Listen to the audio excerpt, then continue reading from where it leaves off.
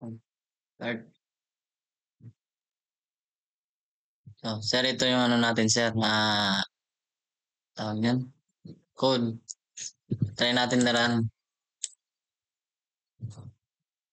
Ito yung makikita natin sa nira natin sa query.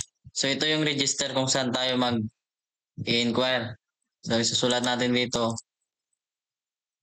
Mark, pangalan ko, Snalyares, handle name, tapos last name, Tizon, tapos magpili ng tao mail, ang babae. Dito naman, kailangan pinanganak, 12, tapos 26. Schooling number, 111, contact number, 639627158. Address natin, Shinda, Dolores. And program, visa ID, saan? Sa student added successfully. So, dito na. Nakalagay na dito sa ano natin. Punta naman tayo sa access. So, sir, may nakalagay dito. Try natin mag-add. Punta tayo sa ano natin. Dadagdag tayo. So, lagyan natin dito. First name.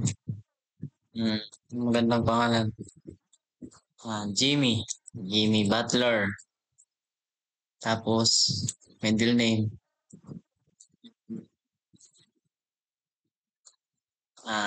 Middle name lang din lagay dito. Babo. Yan, Babo. Tapos, Butler. Yan. Tapos, gender, male. Tapos, birthday niya. Una yung pinanganak pa lang siya ngayon. 2024. December 06.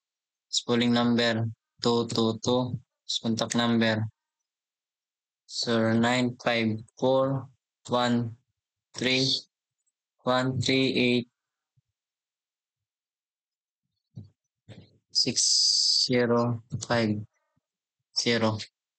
246 810 and sobre isang no 246 810 11 yan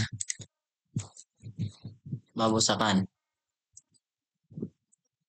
yan tapos BSW lagi natin add natin student added so nandito na titingnan natin sa access kung nadagdagan talaga sa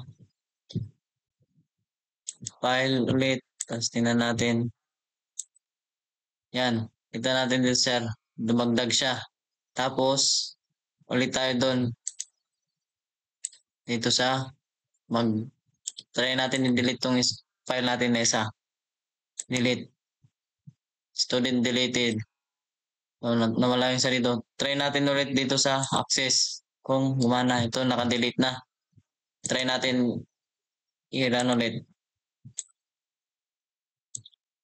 yan sabihin gumagana yung access natin try natin mag-update ito sa update tayo so yung mark ko lalagyan ko ng mark adel tapos lagay ko ng Nalyares pa rin tapos Quezon tapos mail pa rin birthday 2002